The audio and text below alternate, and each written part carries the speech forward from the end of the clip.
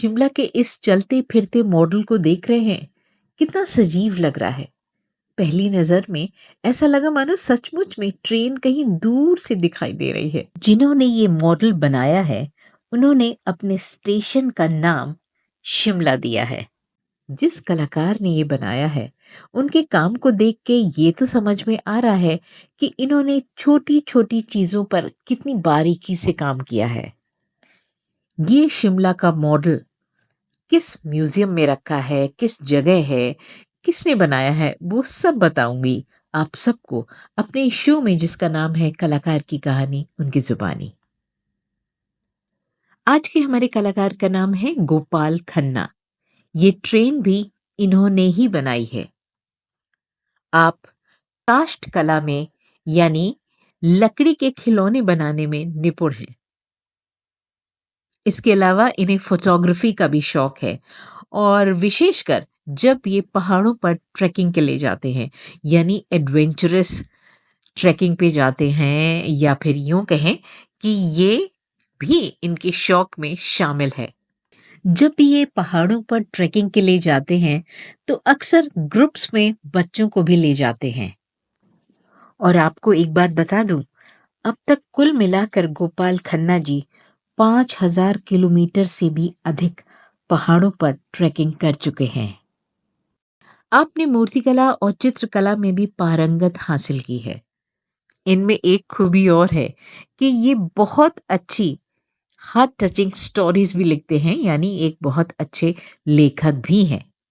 इसीलिए बहुत से लोग इन्हें यायावर गोपाल खन्ना से ज्यादा यायावर के नाम से जानते हैं। यानी इनका पेन नेम यायावर है, या फिर आप गोपाल खन्ना भी कह सकते हैं। तो आइए गोपाल खन्ना के बारे में आइए उन्हीं से जानते हैं कि कैसे और कब इन्होंने ये कला सीखी, यानी लकड़ी के खिलौने बनाने का काम आरंभ किया। कारपेंट्री का शौक़ मेरे पिताजी को था। मेरे पिताजी रिजर्व बैंक में बड़े अधिकारी थे, लेकिन कारपेंट्री वो करते थे। तो बचपन से मैं देखा करता था उनको, और धीरे धीरे मैं औजारों से खेलने लगा। खेलते खेलते करीब 5 साल की उम्र में मैंने एक मेज़ बनाई छोटी सी, तो उसको बड़ी प्रशंसा मिली। तो उससे मैं प्रोत्साहित हुआ, धीरे धीरे काम करता रहा।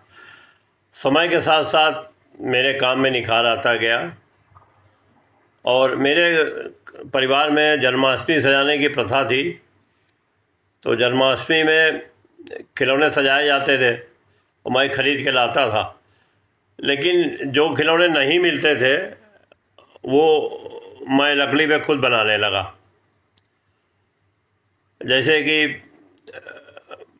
केवट ने भगवान को सरयू पार कराई है, तो वो खिलौना मुझे बाज़ार में नहीं मिला, तो मैंने एक छोटी नाव बनाई, उसमें राम लक्ष्मण सीता बनाए, केवट बनाया। इस तरह से धीरे धीरे मेरा ये शौक़ खिलौनों की तरफ बढ़ता गया। और फिर तो मैंने बहुत से अभिमन्यु सेट बनाया, अभिमन्यु का वध का बनाया, सीता हरण का बनाया, बहुत से खिलौनों के सेट बनाए।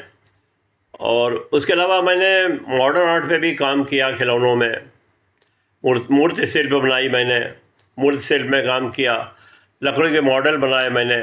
मेरी कई मूर्तियाँ प्रदेश लेवल पे और नेशनल लेवल पे प्रदर्शनियों में भी प्रदर्शित की गई, कुछ को अवार्ड भी मिला। और ये शौक़ मेरा, जब बैंक में मैं आया तो बैंक में दिन भर तो नौकरी करता था, लेकिन इतवार को या बाकी जो समय मिलता था तो मैं अपने शौक़ को बनाए रखा और कुछ न कुछ करता रहा।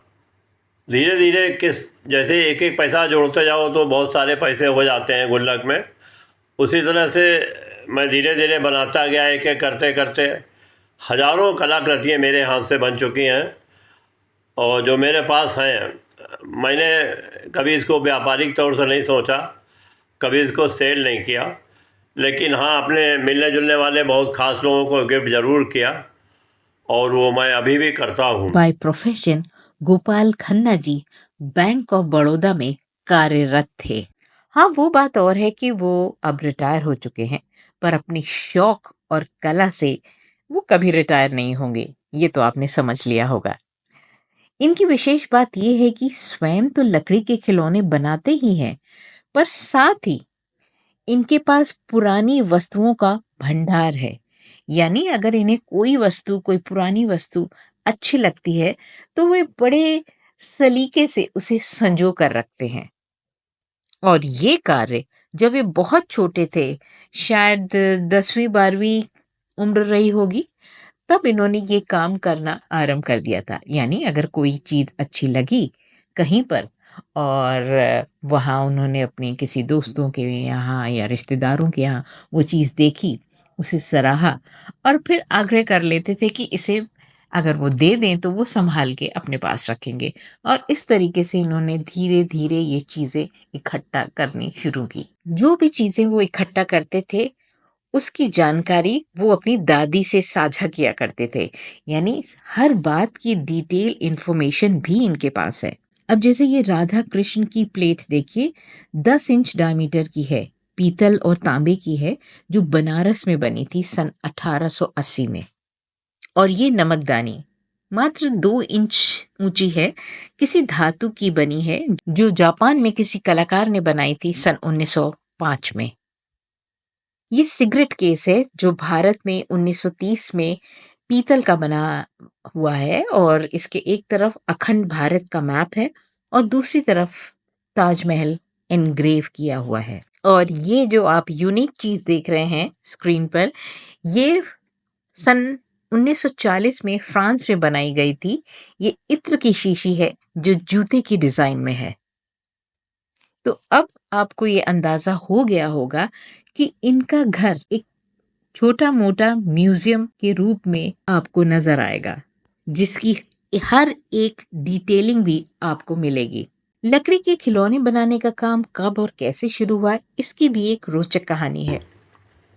आपने पूछा कि कोई रोचक घटना, तो रोचक घटनाएं तो बहुत सी हैं। एक घटना याद आती है, जब मैं छोटा था 5-6 साल का, तो मेरी दादी ने पिताजी से कहा कि देखो ये औजारों से खेलता है, इसको चोट लग जाएगी। तो पिताजी ने अपने औजार सारे ताले में एक अलमारी में बंद कर दिए। और मेरा दिमाग शुरू से ही सब कामों में बहुत चलता था। मैंने पेंचकस लेके कुंडी के पेंच खोल लिए जब पिताजी बैंक गए हुए थे, और औजार निकाल के काम किया, और उनके आने के पहले कुंडी के पेंच फिर कर दिए। एक दिन शनिवार था, मुझे मालूम नहीं था आज शनिवार है। मैंने औजार उसी तरह कुंडी खोल के निकाल लिए और पिताजी आ गए, उन्होंने देखा। उसके बाद उन्होंने मेरी दादी से कहा बताओ अब क्या किया जाए। फिर उसके बाद से मेरे पिताजी ने मुझे कभी टोका नहीं और मैं उनके औजार इस्तेमाल करता रहा। इस पल जो पेरेंट्स और माता पिता हमारा वीडियो देख रहे हैं, उनसे मेरा एक निवेदन है, यदि आपके घर में आपके बच्चे में कोई विशेष प्रतिभा है, तो बस उसे टोकिए मत, पर साथ ही उसे मोटिवेट कीजिए। वैसे आपको बता दें कि गोपाल खन्ना कानपुर निवासी हैं और वहाँ बैंक ऑफ बड़ौदा में कार्य करते थे। हाँ, वो बात और है कि कुछ वर्ष पहले वो रिटायर हो चुके हैं। और लकड़ी के खिलौने बनाने के अलावा, जैसे कि मैंने कुछ देर पहले भी बताया, कि उन्हें पहाड़ों की सैर करना बड़ा अच्छा लगता है और ये उनका विशेष शौक भी है। यही नहीं, और आज भी वे ऐसे एडवेंचरस ट्रिप पर जाते हैं। और जैसा कि आपने कहा कि मैं ट्रैकिंग पे जाता हूँ, ट्रैकिंग का शौक़ और ये दोनों शौक़ कैसे साथ साथ चलते हैं। तो ट्रैकिंग पे तो मैं साल में ज़्यादा अगर देखा जाए तो 30-40 दिन रहता हूँगा पहाड़ों में। उसके बाद तो मैं यहीं रहता हूँ। लेकिन अगर ट्रैकिंग पे भी मैं जाता हूँ, मुझे मालूम है वहाँ मुझे समय मिल जाएगा, तो मैं कुछ थोड़े से टूल्स अपने साथ रख लेता हूँ। और लकड़ी तो पहाड़ों में मिल जाती है, मैं वहाँ भी काम कर लेता हूँ।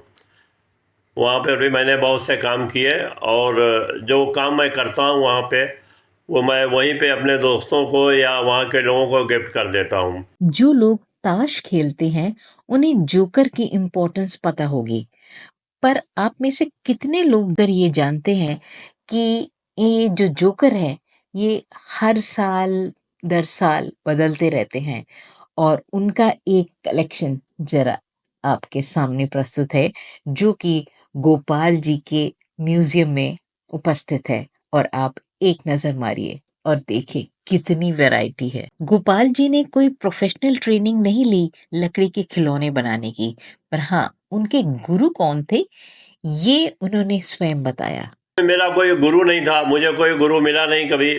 कानपुर में कोई लकड़ी पे खिलौने बनाने वाला कारीगर नहीं है, कोई आर्टिस्ट नहीं है। तो कारपेंट्री ज़रूर मैंने सीखी। मेरे पिताजी खिलौने वगैरह नहीं बनाते थे, लेकिन कारपेंट्री के गुरु तो मेरे पिताजी और मेरे भाई साहब दोनों थे। भाई साहब से भी मुझे हेल्प मिलती थी। मैंने साइंस के बहुत से मॉडल भी बनाए, मैंने मिनी ट्रेन भी बनाई, मैंने ट्रॉली भी बनाई, प्रोजेक्टर भी बनाया, बहुत से काम मैंने साइंस के मॉडल में भी किए। तो मेरा जो भी मन आता था उस तरह का काम मैं कर लेता था। और अभी भी मैं जो समय मिलता है मेरे पास, अब कम करता हूँ लेकिन करता ज़रूर हूँ। और खिलौने बनाने का शौक़ और मूर्ति कला का शौक़ मुझे अभी भी है, और घूमने का शौक़ भी है। दोनों शौक़ मेरे अभी 76 साल की उम्र में बरकरार हैं। मैं भगवान का धन्यवाद देता हूँ कि दोनों शौक़ मेरे चल रहे हैं। मैं इसी के साथ मैं बच्चों से बस यही कहना चाहता हूँ कि कारपेंट्री सीखें ज़रूर। कारपेंट्री बहुत काम की चीज़ होती है, वो जीवन में भी बहुत काम आती है, और अगर उसको कला का रूप दिया जाए तो बहुत ही अच्छा है। नमस्कार जी। तो सुना आपने, ऐसे हैं हमारे यायावर गोपाल खन्ना जी। यानी वो लकड़ी के खिलौने तो बनाते ही हैं, मूर्ति कला का भी ज्ञान है, और साथ ही अच्छे लेखक हैं, हृदय स्पर्शी कहानियां लिखते हैं, साथ ही ट्रैकिंग पे जाते हैं और फोटोग्राफी भी बहुत अच्छी करते हैं। पर इन सब से परे एक विशेष बात इनमें जो है, और वो है कि जितने भी विशेष कलाकार हैं, उनकी बनाई हुई वस्तुएं इन्होंने संजो कर रखी है, या हम कह सकते हैं कि इन्होंने एक म्यूजियम के तौर पर अपने ही घर में एक म्यूजियम बना रखा है, जहां पर इन सब को बहुत ही अच्छे से संभाल के रखा है। ऐसे हैं हमारे आज के कलाकार। अगर आप भी किसी ऐसे कलाकार को जानते हैं जो दूसरों की कला का कद्र करना जानते हैं, तो हमसे उनका नाम साझा करिए और हमें बताइए उनके बारे में। बहुत जल्द हम एक नए कलाकार को लेकर आपके सामने उपस्थित होंगे। Till then bye bye.